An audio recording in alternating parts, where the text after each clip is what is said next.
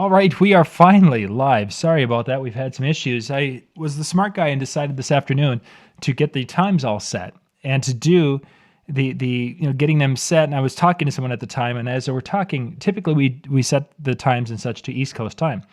But when I set it in YouTube, it's got to be on Central time. So as I'm talking about a 9 and 10 o'clock show, I went through and set them as a Brian show at what I thought was, yeah. Well, anyway, I had to go switch them, but I didn't switch the shows, and they were off, and I apologize for that.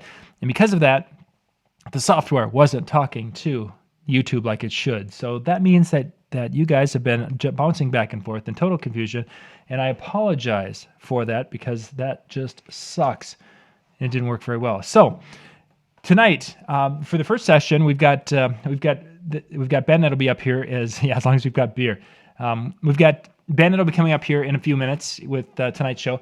We actually recorded that earlier today because Ben is at a Twins game right now, and Twins were ahead, I think 2-1 just a few minutes ago when we checked out the score. But Ben is taking his mom, and he'll talk more about that in our show tonight, where we're talking about some of Ben's favorite songs.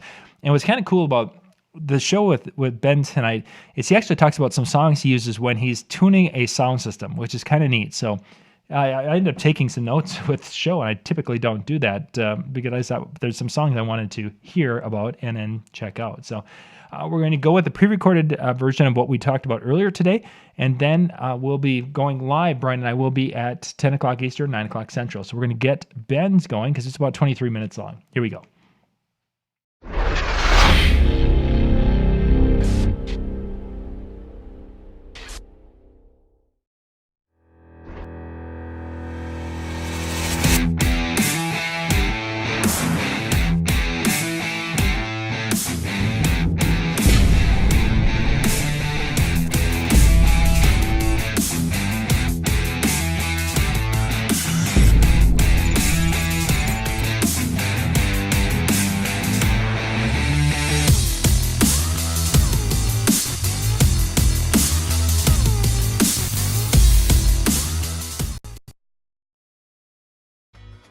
DJ Event Planner will change the way you manage and run your business. Streamline all of your procedures and software into one easy-to-manage system. DJ Event Planner, the ultimate online planning tool.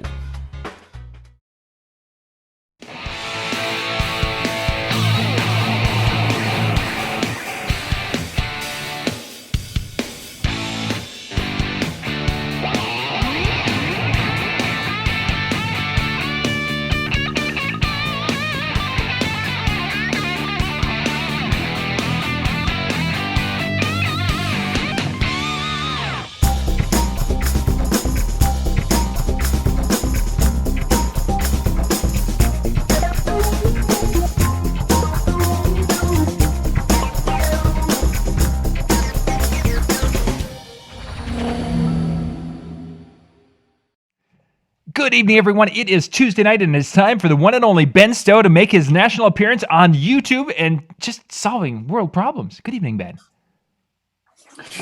Good evening, John. Now, they may realize that our offices are a little brighter than they typically would be because this was recorded during the day because Ben's got big plans tonight. Are you kidding me? I don't have a window in my office, so it's not any. It's the same. It's me. I got. No matter what I do with the shades, I can't block the light here. But let's talk. You're going to be going to, when this goes live tonight, when everyone's watching this, you're going to be at the Twins game.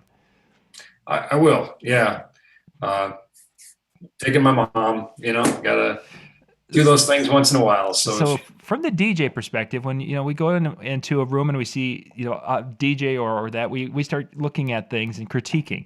When you go to a place like the Twins game, or back when the Metrodome, when you were in there, do you look at that and say, "Wow, they could have done this, this, this, and this to get better quality sound"? Or can you shut that side of you off to enjoy the time at the show or the event? No, I do it, and we did do some work at Target Field, so I think you can always look at it from both introspective and extrospective perspective. That we did some of the work at the stadium, but I think. Yeah, I'll be absorbing things from the game operation standpoint and audio, visual production. But I'm going to really try hard to just focus on my mom having a good time. Yeah. she's a big Twins fan, and I know nobody's perfect, and this is for her and my dad. It's not really for me, So Nice. It should be a fun time. yeah, And they're playing well this year. Yay! I hate to admit this. I used to be a pretty decent baseball player back in the day, but I just don't really follow MLB anymore. I couldn't tell you. Again, it's the entertainment value. We're gonna eat some hot dogs and so they can take me out to the ball game, and if the Twins win, that'd be a bonus. You'd get to see the display out in the outfield do its little thing, and but if not, we're gonna have a good time either way. So nice. Well, enjoy your evening. We're going to make today's show kind of a quick show because Ben's got a lot of things. We're doing this during the day. As you can hear, the phones are ringing at the office. We need to let him get back to the phones. Tonight's topic, what we're going to be talking about are some of Ben Stowe's favorite songs. Now, we mentioned this, so we're going to kind of do a change up tonight. We're going to have Brian Red talking gear and tech and Ben Stowe talking music tonight. So for those of you who are out there and our regular viewers, first off, thank you for watching us. Secondly,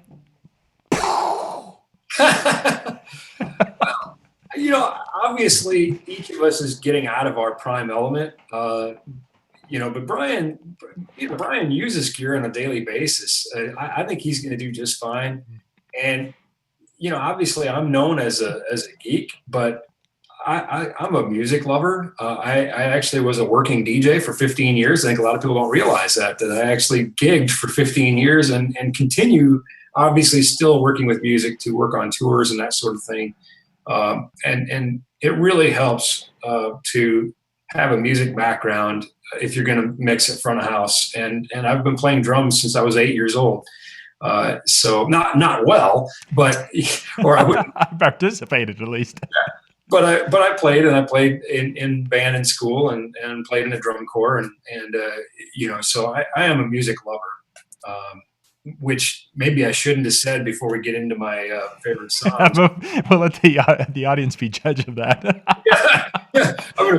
I might lose some points from people out there, but now I had asked Ben to put together the list of his favorite songs. These aren't dance floor reactionary songs or anything to that effect. These are just personal favorites that probably won't help you in any way, shape, or form, but it's going to help give you an idea of Ben Stowe, the personal side a little bit. So, Ben, if you've got your list, let's get going. Well, I didn't make a list, but we'll get into music in a second. I think you hit the nail on the head there. There's music that we would play vocationally, an obligatory thing to pack the dance floor. There's your dance floor standards, but music for many of us, all of us probably, is also kind of a personal thing. There's something unique about music in the way that it touches humanity, the way it touches your soul. And so for me, I'll give you a little of both. I'll give you some of the music that I use vocationally for sound checking and that sort of thing. Perfect. That was one of them I was going to ask for. Okay. They're not going to pack any dance floors, but they're really good for sound check. And believe me, you could ask 100 sound guys and you're going to get 100 different songs. The most important thing, I think, is it's a song that you know well. You know what it should sound like. You have so that you can use it as the barometer or the litmus test for tuning a system. And I'll look for songs that have different characteristics. My sound check will often involve a couple different songs. Maybe look for something that is creating problems in a particular area, like 3K or something. Or I'll look for songs that are very heavy and full, and see if I can still pull some clarity and definition out. And then there's songs you just like. Mm-hmm. So I'm all over the map. Which one do you want to do first? Well, let's start with the ones that you like, and then we'll get into the occupational songs. So, little known fact about me is that I have no less than 45 Johnny Cash songs on my iPhone. That would be, I wouldn't have guessed that. Listen, if you don't like Johnny Cash, I don't know what to say. I think it doesn't, that's the great thing about Johnny Cash. It doesn't really matter what genre you like. He influenced so much in so many ways. And he's not an extraordinarily good vocalist or instrumentalist, but there's just something about Johnny Cash. It's just Johnny Cash, and I enjoy Johnny Cash. but my iPhone is full of all kinds of different genres. I like '90s alternative. Obviously, Chris Cornell's passing, was a kind of a tough pill to swallow, because you kind of felt like he was one of those voices of the grunge generation who made it into being one of the mature elders of rock. You kind of thought he was out of the woods, of the Kurt Cobain thing and that sort of thing, but obviously, not. So, 90s alternative, I like a lot of that. But again, you say, well, and then there's Johnny Cash. There are songs that carry some meaning. As you look in my office, you see I have tractor wallpaper. I think that would surprise a lot of people. But I'm a farm kid who grew up as far away from technology as you could possibly get. We didn't really upgrade a lot of implements because my grandfather figured if it worked for him, it would work just fine for you. Yeah. And so there's a song "Where Corn Don't Grow" by Travis Tritt. Yep. I really like that song. My grandfather really never left the farm. He was born there. Went to college to get an engineering degree. His father died. He had to drop out of college and come home. And that was kind of a bitter pill to swallow, because he didn't want to be a farmer. But it was a duty thing, and he did it, and he did it tremendously admirably. And he farmed until he was 83 years old and died. And made sure that my mom didn't farm, made sure that I didn't farm. And not that farming's not a good life. I think it's a great life, but it wasn't something he wanted, and he wanted us to go pursue industries or vocations of our own, choosing. Right. And for a guy who never really left the farm, never saw an ocean, he loved my lifestyle. He loved the fact that I'm jet setting all over the world, and I'm on the cusp of technology. And so I think he really looked at my career choice and my lifestyle with a very starry-eyed view. And of course, we know, everything that glitters isn't gold. So if you look at the lyrics of the song "Where Corn Don't Grow," it's sort of this conversation of a young boy asking his father if his dad doesn't ever dream about places where corn doesn't grow. And of course, here the roles are a bit reversed with my grandfather and I. And one of the phrases in the song says, the weeds are high where the corn doesn't grow. So, I sometimes think about my grandfather's lifestyle, and I think, boy, that's not a bad deal. You go out, you work hard all day, but you come in and you eat a square meal and you watch the Twins game, and on a TV. And at the same time, I think you always are looking at the grass on the other side of the fence. So that song is a good reminder to me that I should see all the positives in my career choice, and should see that it's something a lot of people would like to do. And sometimes I don't feel like doing it, Yeah. Other things, I'm a closet Ellie Goulding fan. I'm not even a closet Ellie Goulding fan. I play it at venues all the time, and the sound guys my guys on my crew, they just laugh at me, but it is what it is. I like Ellie Goulding. If she played her cards right, no. My son has to deal with the fact. Now, here's where some of my music friends are going to cringe. My son has to deal with the fact that I have 21 Pilots on my phone. Mm-hmm. He just, that blows his mind. That he likes 21 Pilots, and he's got 21 Pilots posters, and then when he finds out I have it on my personal playlist, that just doesn't sit well with him. But Did that kill it for him? Because that can happen.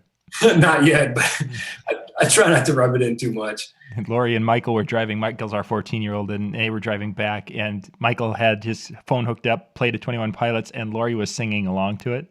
And I think that might have killed 21 Pilots for Michael. She did not that she does. She's a very good singer. It's just that mom knows this song and knows it very, very well.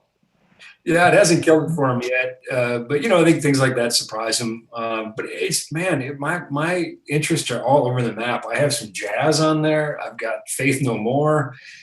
I got MGMT. There's kind of a fun song from MGMT too. I just enjoy the song, but it's sort of a fun poke at our industry too. The song "A Time to Pretend."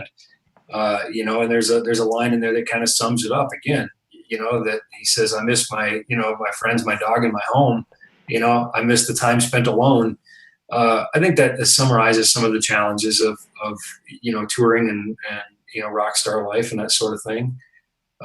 It is a time to pretend. I'm not a rock star by any means, of course, but I live with them, and I see, the transition from a normal person to the person on stage. Yes.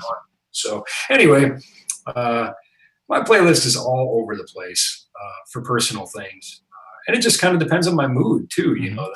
It could be, like I said, it could be 90s alternative or Johnny Cash or anything in between, really, Ellie Goulding. There's a great song that a friend turned me on to, really summarizes our industry a little bit, called Beats Working. And then again, it's a song about a touring band, headed from Chicago to LA, 50 stops along the way. Why do we do it? Because it beats working. That's why, basically. So anyway. Let's transition then to a few songs so you can get you back here to the office stuff. A few songs that you use in the professional world, especially when you're tuning sound systems. Well, you can't really go wrong with Steely Dan. That's a good one, and kind of a standard, I guess. They got a few things, but is there a specific track you like to use from Steely Dan? There's a couple. Hey 19 is one, and we'll just pull up my tuning list here to see if I can. There you go. Pull that up, and then we can. Yeah. Oh, of course, my favorite jam, number one, Filtered Pink Noise. That's a big hit. That's such a great song, and I always wonder how it's going to end. Yeah, sort of ends the way it started. But anyway, Hey 19 and Reelin' in the Years are two that I use a bunch. Probably more Reelin' in the Years. A friend of mine that I toured with turned me on to, and not that I hadn't heard the song 8 million times before, but Gravity by John Mayer. That's his deal, and now he's got me kind of hooked on it. It works good. One that's kind of a throwback that I kind of enjoy back to my alternative days, but also is a pretty good one for picking out problems in a system. Is Candy Everybody Wants by 10,000 Maniacs. Of course, since Natalie Merchant left, it's 9,999 Maniacs, but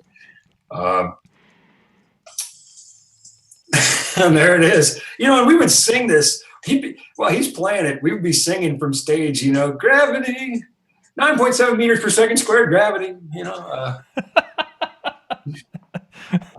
We're trying to get him to change, but instead he won, and we started doing it. There's a couple of good songs. Walking in Your Footsteps has a lot of instrumental things going on, a lot of dynamics. Girl Next Door by Saving Jane. Another sort of a guilty pleasure of mine, though, too. I just kind of dig the song. You can't make me listen to the whole thing. YouTube's going to pull this video on you. Yeah, it's quite enough, and we're talking enough that it's not going to catch it. So they'll be able to still follow the video. Just trying to get you to take it off. But, I think the sound check also kind of depends on the act that I'm working for. What am I preparing for? Is it a rock number? Do I play some,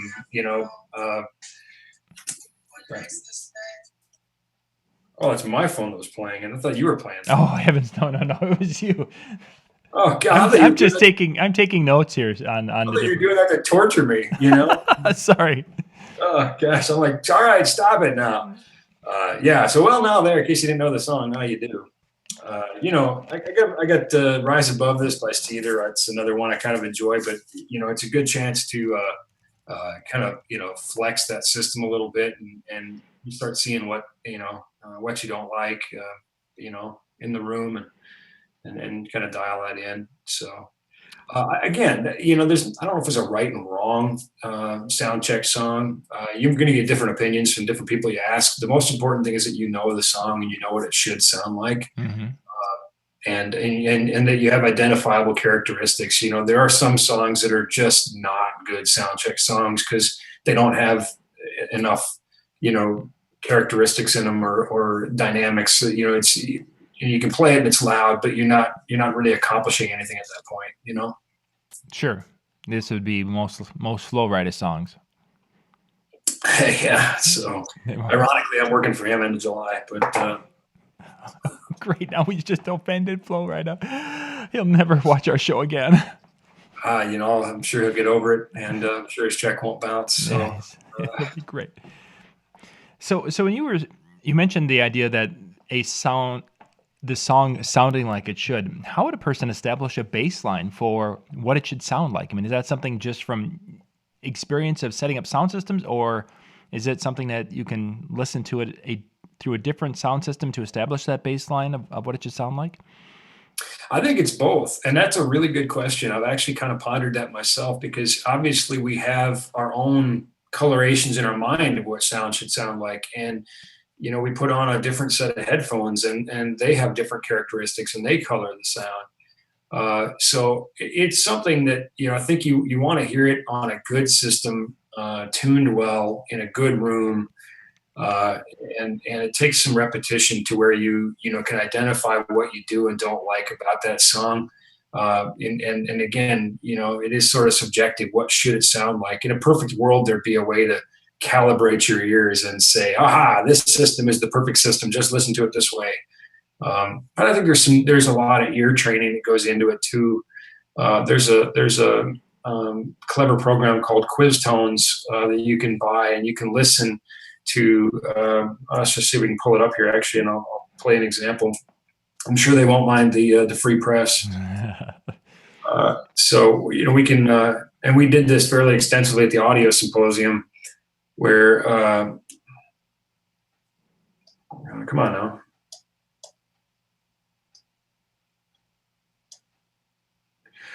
Here we can play a tone and listen to see what frequency it is. Ooh, and there was. You know, we can try to guess, you know, what frequency we're hearing, and that's one way you can do it. But they also have. Let's just go to. Let's take drums, and we'll go on the kind of the easy level. So what we're going to do here is play this drum track. Let me turn it up just a bit. Yeah, we can hear it.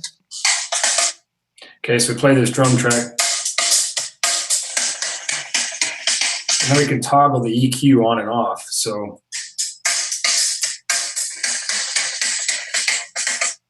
we're toggling the EQ on and off, and then you then decide what frequency was boosted by 5 dB. And, you know, it's a good way to train yourself, a good way to train your ears, and then, you know, like all things, beat mixing or whatever, you know, it's just a learned behavior, and you know, you kind of in the act of mixing or tuning, you say, oh, I don't like that, you know, and you go identify that and fix that, you know. What app was that again, Ben? Quiz Tones. And it's actually a Minnesota company that made it. No relation. I don't get any kickbacks from them. So, but that's the only one I found thus far that is so easy to use. And there's a basic level, and then there's a hard level that you can buy extra. You know, and you know, like all things, it just takes a little practice. So, interesting. I've not heard that. I'll have to check that out. I will have to check that out. Well, Ben, we're going to wrap things up here. I want to get you back to your thing so you can get on your way down to the Twins game this afternoon. It should be a nice day for a game, not too sunny, not too hot, and there's always great hot dogs. It's always great hot dogs. You know, I didn't look to see if it's Dollar Dog Day or not, but you know what? Like I said, this isn't for me. It's I'm gonna have a good time no matter what. I think my mom's gonna have a good time, and that's you know, that's all that really matters. So. Yeah, good stuff. I'm glad you are having this opportunity. Thank you guys for watching tonight, and we'll be back with the Brian Red Show coming to you at 10 o'clock Eastern here on Tuesday night. So we will catch you in just a little bit. Good night, everyone.